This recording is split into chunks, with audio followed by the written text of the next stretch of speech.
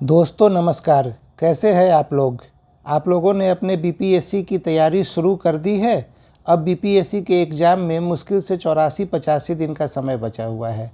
ये जो MCQ test series आ रहा है जिसमें 20 क्वेश्चन प्रतिदिन दिए जाते हैं, क्या आप लोग इसे बना पा रहे हैं? यदि बनाते हैं तो आपके कितने प्रश्न सही होते हैं? ज़रा इन सब चीज़ों पे गौर कीजिए। अब यदि आप 75% सवाल सही बना रहे हैं यानी आपकी तैयारी सही डायरेक्शन में चल रही है, पर यदि 20 में से आप 7, 8 या 10 सवाल ही बना रहे हैं यानी अभी आपको कॉन्सेप्ट समझने की आवश्यकता है, आपको किताबों को पढ़ने की आवश्यकता है। और अभी बहुत ज़्यादा लेट नहीं हुआ है, अभी से भी किताबों को पढ़ा जा सकता है और सिलेक्शन लिया जा सकता है। सबसे ज़्यादा फोकस हमें कहाँ करना है? तो सबसे ज़्यादा फोकस हमें करना है इतिहास पे, इतिहास के बाद विज्ञान पे। ये दो ऐसा सेक्शन है जिसको मिला के 65 सवाल आता है। इसके बाद करंट पे, करंट को मिला लेंगे तो 100 सवाल हो जाएगा यहाँ से। इसके बाद क्या, इसके बाद ज्योग्राफी से 20 सवाल आता है। ये सारा जो है ना, इसमें बिहार स्पेशल भी ऐड है। ऐसा नहीं है कि बिहार स्पेशल बाहर से कुछ पूछा जाएगा, बिहार स्पेशल भी इसी में रहेगा।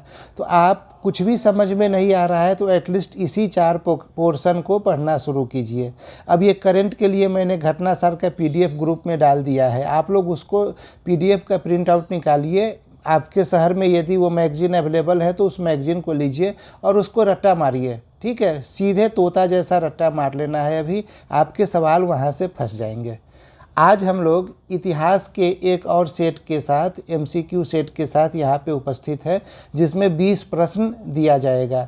आप लोग उस 20 प्रश्न में कितना सही कर पाते हैं ये आप लोग बताइए कमेंट करके। आइए हम लोग शुरू करते हैं एक एक करके। निम्नलिखित में से किसने भारत छोड़ो के प्रस्ताव का समर्थन किया था? देखिए यहाँ समर्थन की बात हो रही है। भारत छोड़ो आंदोलन कब शुरू हुआ था? 1942 ईस्वी में 9 अगस्त को। कम्युनिस्ट पार्टी ऑफ इंडिया, इन्होंने समर्थन नहीं किया था। इनका कहना था कि हम इस समय अंग्रेज़ों के साथ रहेंगे। हिंदू महासभा ने भी समर्थन नहीं किया था। हिंदू महासभा के अंतर्गत सावरकर इस समय कह रहे थे कि अभी अंग्रेज़ों पे विपत्ति का समय है और चूंकि इंडिया इस समय ब्रिटिश इंडिया है, इसीलिए इंडियन का कर्तव्य है कि अंग्रेज़ों का साथ दे द्वितीय विश्व युद्ध में। तो हिंदू महासभा ने भी साथ नहीं दिया था। शेड्यूल्ड कास्ट फेडरेशन, ये भी इन्होंने भी साथ नहीं दिया था। ये पार्टी जो है अंबेडकर की पार्टी थी। ठीक है, और अंबेडकर इस समय गवर्नर जनरल के कार्यकारी परिषद के हिस्सा थे। ठीक है, तो जब ये खुद ही कार्यकारी परिषद के हिस्सा थे तो ये क्यों साथ देंगे? मोटा मोटी आपको ध्यान में ये रखना है कि कांग्रेस को छोड़कर किसी ने भी भारत छोड़ो आंदोलन में प्रस्ताव का समर्थन नहीं किया था। सिर्फ कांग्रेस ने ही भारत छोड़ो आंदोलन के प्रस्ताव का समर्थन किया था। तो हमारा उत्तर यहाँ पे हो जाएगा डी। आइए आगे देखते हैं। कैबिनेट मिशन भारत भेजा गया था। कैबिनेट मिशन भारत कब भेजा गया था और क्यों भेजा गया था? तो क्यों भेजा गया था का जवाब यहाँ पे है कि सत्ता के हस्तांतरण के लिए एक संवैधानिक व्यवस्था तैयार करने के लिए कैबिनेट मिशन को भारत भेजा गया था। ठीक है, कैबिनेट मिशन एक 3 सदस्यीय दल जो फरवरी 1946 में भारत आते हैं। इसमें कौन कौन से लोग थे? लॉरेंस, क्रिप्स और एलेक्जेंडर। नाम याद रखिएगा, नाम आपसे परीक्षा में पूछ लिया जाएगा। इन्हें यह कहा गया था कि आप भारत जाओ और भारत में सत्ता का हस्तांतरण कैसे हो और उसके लिए संवैधानिक व्यवस्था कैसे तैयार किया जाए उसकी रूपरेखा तैयार करो। तो जब क्रिप्स मिशन भारत आती है, माफ़ कीजिएगा, कैबिनेट मिशन भारत आती है, तो ये कहा जाता है कैबिनेट मिशन के द्वारा कि हम जल्द ही अब भारत को आज़ादी देंगे। ठीक है, भारत बोले तो ब्रिटिश इंडिया को। जो रियासत थे, रियासत के मामले में अंग्रेज़ कुछ नहीं करेंगे, रियासत के मामले को हम नहीं सुलझाएंगे, ये बातें कही गई थी। दूसरी, रियासत के बारे में बात हो गई। तीसरी बात पार्टीशन के बारे में। पार्टीशन के बारे में इनका कहना था कि विभाजन नहीं होगा। मतलब जो भारत और पाकिस्तान बना वो नहीं बनेगा।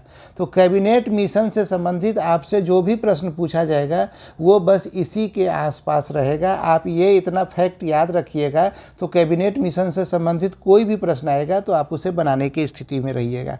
आइए अगले एमसीक्यू को देखते हैं।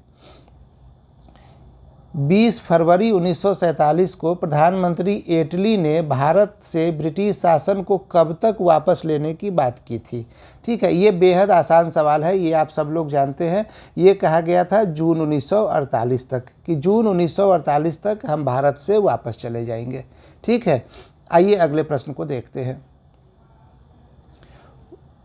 व्हिटले कमीशन का संबंध किससे है? देखिए, इस प्रकार का प्रश्न पूछ लेता है किसी कमीशन का नाम लेकर। तो व्हिटले कमीशन का जो संबंध है वो श्रम से है। ये 1929 में एक कमीशन का गठन किया गया था जिसका नाम था रॉयल कमीशन ऑन लेबर। ठीक है, औद्योगिक उपक्रमों में श्रमिकों की मौजूदा स्थिति क्या है, इसके आकलन के लिए इस कमीशन को बनाया गया था। कमीशन का नाम क्या था? Royal commission on labour. ठीक है, चूंकि इसके अध्यक्ष इस कमीशन के व्हिटले थे, इसीलिए इन्हीं के नाम पे व्हिटले कमीशन कहा जाता है। तो आपसे जो भी सवाल पूछ लिया जाए श्रम से संबंधित है, कब बनाया गया था और क्यों बनाया गया था, ये आपको पता चल गया तो आप इससे अपना उत्तर निकाल सकेंगे। आइए आगे बढ़ते हैं। महाराष्ट्र में प्रार्थना समाज की स्थापना किसने की थी?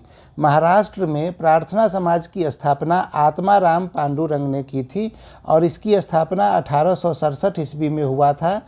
केशव चंद्र सेन के प्रेरणा से हुआ था और इसमें जस्टिस रानाडे भी जुड़े हुए थे। ज्योतिबा फुले की बात आ रही है तो ज्योतिबा फुले ने सत्यशोधक समाज की स्थापना की थी। ठीक है, केशव चंद्र सेन शुरू में ब्रह्म समाज से जुड़े थे, बाद में उन्होंने भारतीय ब्रह्म समाज की स्थापना की। इसके अतिरिक्त इंडियन रिफॉर्म एसोसिएशन की स्थापना भी की गई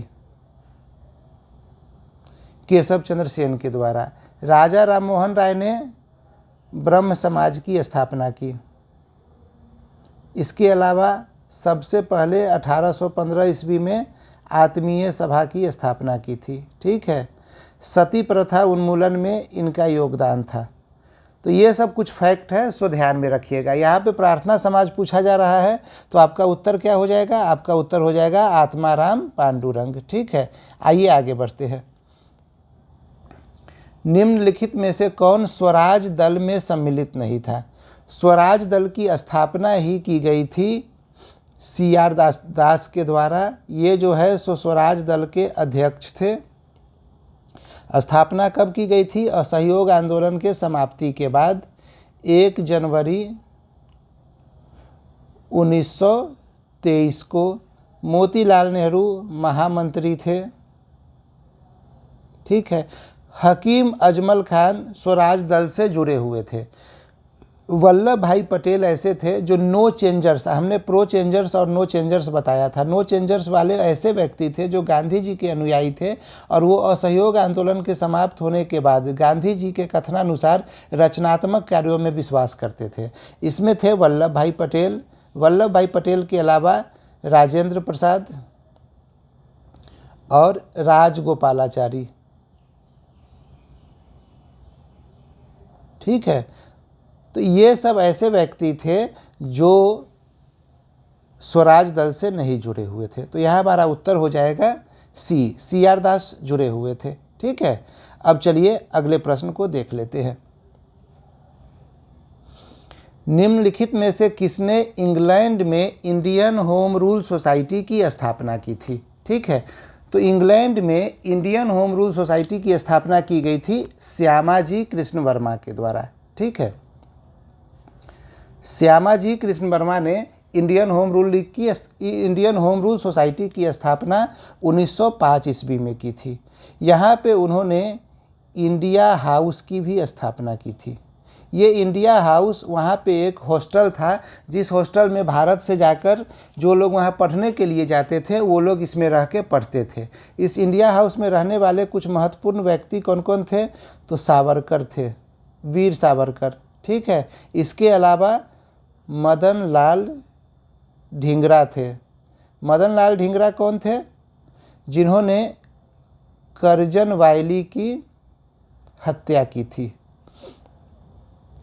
ठीक है। इनके द्वारा, श्यामाजी कृष्ण वर्मा के द्वारा एक पत्रिका भी निकाला गया था। उस पत्रिका का नाम था इंडियन सोशियोलॉजिस्ट। ये नाम आपसे पूछा जा सकता है परीक्षा में, तो ज़रा इसको ध्यान में रखिएगा, ठीक है। अब आते हैं मैडम बीकाजी कामा के बारे में भी थोड़ा सी बात जान लेते हैं। तो इन्होंने स्टुटगर्ट में भारत का झंडा फहराया था। ये इनसे पूछा जा सकता है सवाल। इनको जो है क्रांतिकारियों की जननी या माता कहा जाता था, ठीक है। वीडी सावरकर के बारे में क्या कहना है? तो वीडी सावरकर जो है ये अभिनव भारत संस्था से जुड़े हुए थे, ठीक है। लाला हरदयाल गदर पार्टी से जुड़े हुए थे। तो ये सारे फैक्ट आपको याद रखना है। इन सारे फैक्ट के साथ आपका काम परीक्षा में बन जाएगा। आइए अब अगले प्रश्न को एक बार देख लेते हैं।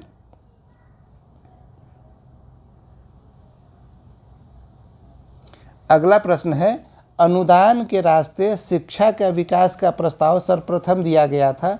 तो देखिए, अनुदान के रास्ते शिक्षा के विकास का प्रस्ताव सबसे पहले चार्ल्स वुड के द्वारा दिया गया था, ठीक है। ये ध्यान में रखना है। सबसे पहले शिक्षा के बारे में बात कब हुआ था? तो 1813 ईस्वी के एक्ट में किया गया था, चार्टर एक्ट में। इसमें कहा गया था कि भारत में प्रति वर्ष 1 लाख रुपया शिक्षा पे खर्च किया जाएगा, पर शिक्षा का माध्यम क्या हो, इस पे एक मत न होने की वजह से ये पैसा खर्च नहीं किया जा सका। बाद के समय में मैकाले को लाया गया शिक्षा के बारे में कि भारत में किस प्रकार की शिक्षा दी जाए और किसे शिक्षा दी जाए, इस पे मैकाले का आयोग बनाया गया। और मैकाले ने अपने रिपोर्ट में ये कहा कि हम जो है सो पूरे भारतीयों को शिक्षित नहीं करेंगे, हम कुछ चुने हुए लोगों को शिक्षित करेंगे, और शिक्षा जो है सो उन चुने हुए लोगों के माध्यम से धीरे धीरे करके सामान्य वर्ग में चला जाएगा। और इसे उसने नाम दिया अधोमुखी निस्यंदन। यहाँ लिखता हूँ मैं, अधोमुखी निस्यंदन। यानी कि हमने एक छोटे से वर्ग को, जो पढ़े लिखे हैं, जो अंग्रेज़ों के हित के लिए ज़रूरी है, उन छोटे से वर्गों को शिक्षा दिया। शिक्षा किस माध्यम में दिया? इंग्लिश माध्यम में दिया। क्यों? क्योंकि इसी भाषा में अंग्रेज बात करते थे। और यहाँ से जो है अधोमुखी निस्यंदन मतलब डाउनवार्ड फिल्ट्रेशन, ये शिक्षा जो है सो बूंद बूंद करके नीचे टपकेगा, और बूंद बूंद करके नीचे टपकने के बाद ये जो बड़ा सा क्षेत्र है, जो जिसमें मैक्सिमम भारतीय समाज है, उसके पास धीरे धीरे करके शिक्षा पहुँच जाएगा। तो आप लोग ध्यान में रखिएगा, इस मैकाले रिपोर्ट के बारे में अधोमुखी निस्यंदन आपसे पूछा जा सकता है। शिक्षा अंग्रेजी में दिया गया वो बताया जाएगा, और पूरे भारतीयों को शिक्षा नहीं दिया जाएगा, ये बातें कही गई थी इसमें। चार्ल्स वुड में क्या कहा गया था? चार्ल्स वुड में कहा गया था कि प्राथमिक शिक्षा जो है स्थानीय भाषा में दिया जाएगा, ठीक है। इसके अलावा कहा गया महिलाओं को शिक्षित करने की बात कही गई। एनजीओ के माध्यम से शिक्षा, यही है अनुदान के रास्ते। आज के समय में भी आप देखते होइएगा बहुत सारे एनजीओ है जो शिक्षा के क्षेत्र में काम करते हैं, ठीक है। तो ये इस तरह से काम करवाना सरकार के लिए आसान हो जाता है, सरकार की जिम्मेवारी कम हो जाती है और पैसे कम खर्च होते हैं। तो यही प्रस्ताव चार्ल्स वुड ने दिया था। इसके अलावा यहीं पे पहली बार बात कही गई थी कि जो शिक्षक होंगे उनको भी प्रशिक्षण दिया जाएगा, ठीक है। तो ये सारी बातें यहाँ पे हुई। इसके बाद अगला क्या है? हंटर है। हंटर आयोग ने मुख्यतः प्राथमिक शिक्षा पर बल दिया था, ठीक है। ये ध्यान में रखिएगा। इस समय लॉर्ड रिपन जो है सो वायसराय थे। आगे देखते हैं अगले प्रश्न को। निम्नलिखित में से कौन काकोरी षड्यंत्र केस से संबंधित नहीं थे? ठीक है, काकोरी षड्यंत्र केस कब हुआ था? 1925 ईस्वी में। काकोरी एक्शन प्लान इसे कहा जाने लगा। रोशन सिंह, चंद्रशेखर आज़ाद, राजेंद्र लहरी, राम प्रसाद बिस्मिल, ये सब लोग काकोरी षड्यंत्र केस से जुड़े हुए थे। भगत सिंह इससे नहीं जुड़े हुए थे, तो हमारा उत्तर हो जाएगा सी। आइए अगले प्रश्न को देखते हैं। निम्नलिखित में से कौन सी दी गई घटनाओं का सही काल अनुक्रम है? ठीक है, तो देखिए सबसे पहले आता है अगस्त प्रस्ताव, तो ये आ गया है 1940 में। ठीक है, क्रिप्स मिशन भारत आता है 1942 में। शिमला कॉन्फ्रेंस यही है वेवेल योजना, वेवेल योजना। ठीक है, ये कब आया था? 1945 में। और फिर कैबिनेट मिशन प्लान अभी हमने पढ़ा है थोड़ी देर पहले 1946 में। तो यानी यही तो बढ़ता हुआ क्रम हो गया, तो हमारा उत्तर जो है वो ए हो गया है।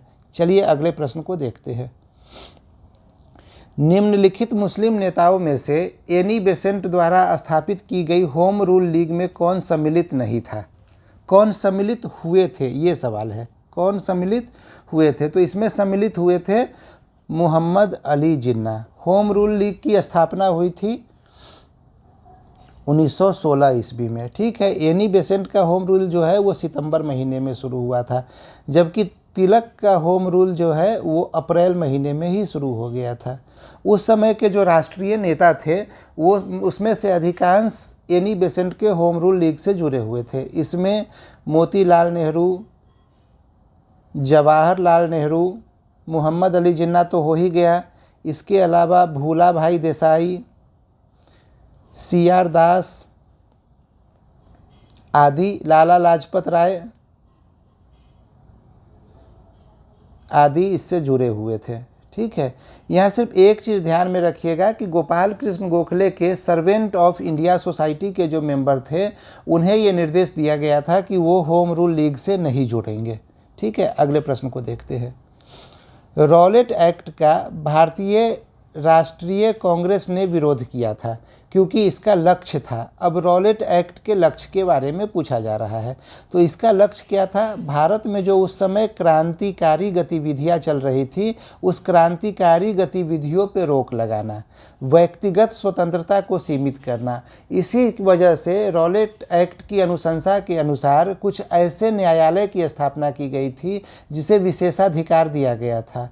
इन न्यायालयों के अनुसार सरकार को ये दे दिया गया था आदेश कि वो बिना वारंट के भी किसी घर की तलाशी ले सकते हैं, किसी को गिरफ्तार कर सकते हैं, और बंदी प्रत्यक्षीकरण यानी कि जो व्यक्ति गिरफ्तार होता है उसे कानून के समक्ष प्रस्तुत करना रहता है, उस अधिकार को भी रद्द करने की बात कही गई थी। यानी कि व्यक्तिगत स्वतंत्रता को सीमित करने की बात की गई थी। तो हमारा उत्तर यहाँ पे क्या हो गया? हमारा उत्तर ये हो गया ए। अगले प्रश्न को देखते हैं।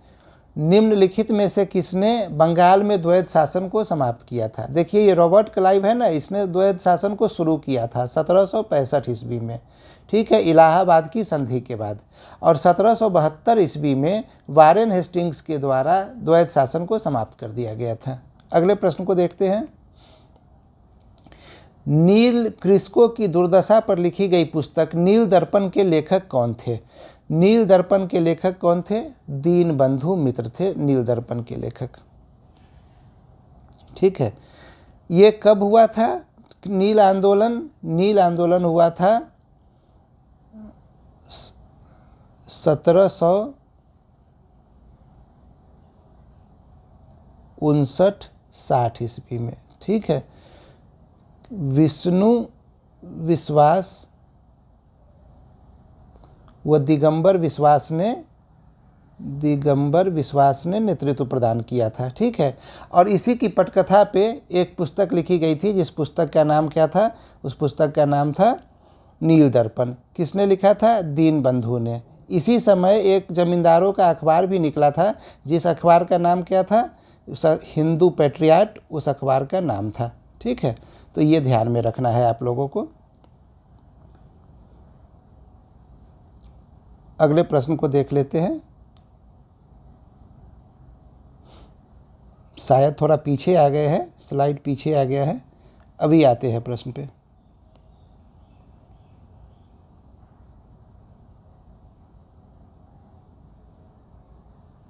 अगला प्रश्न है, किसने कहा था स्वराज मेरा जन्मसिद्ध अधिकार है और इसे मैं लेकर रहूंगा। इसमें कुछ भी बताने की बात नहीं है, बच्चा बच्चा जानता है, बाल गंगाधर तिलक ने ये बात कहा था। सलवाई की संधि संबंधित है। सलवाई की संधि प्रथम आंग्ल मराठा युद्ध से संबंधित है 1782 ईस्वी में। ठीक है, प्रथम आंग्ल मैसूर युद्ध हुआ था, उसके बाद मद्रास की संधि हुई थी। ठीक है, प्रथम आंग्ल सिख युद्ध हुआ था, इसके बाद लाहौर की संधि हुई थी। ठीक है, और आंग्ल नेपाल युद्ध के बाद सुगौली की संधि हुई थी। तो ये सारे संधि आप ध्यान में रखिएगा, परीक्षा में आपसे मैच मिलाने के लिए पूछ सकता है। निम्नलिखित में से कौन सुमेलित है। ठीक है, सत्यार्थ प्रकाश। सत्यार्थ प्रकाश दयानंद सरस्वती के द्वारा लिखा गया था।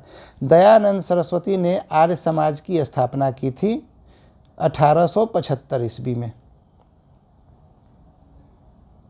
ठीक है, दयानंद सरस्वती अपनी बातों को मुख्यतः संस्कृत में बोलते थे।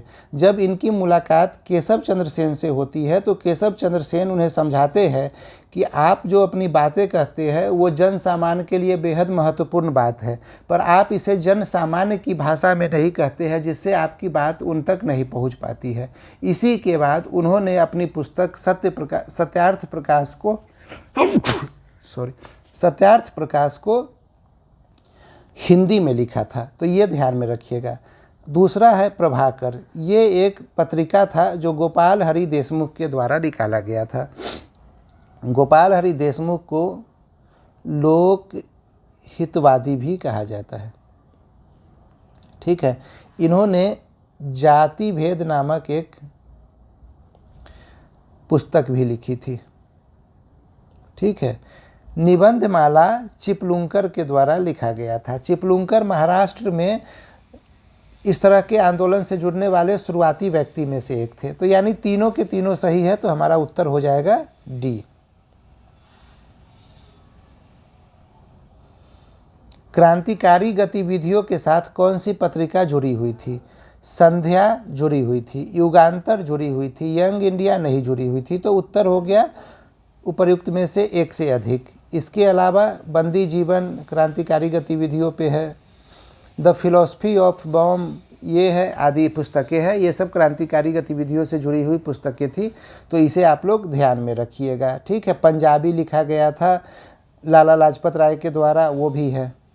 आगे देखें, निम्नलिखित में से किसने रानी लक्ष्मीबाई रेजिमेंट की स्थापना की थी। ये स्थापना सुभाष चंद्र बोस के द्वारा किया गया। सुभाष चंद्र बोस ने आज़ाद हिंद सरकार का गठन किया और आज़ाद हिंद सरकार की जो फौज थी उसे बोला गया आज़ाद हिंद फौज।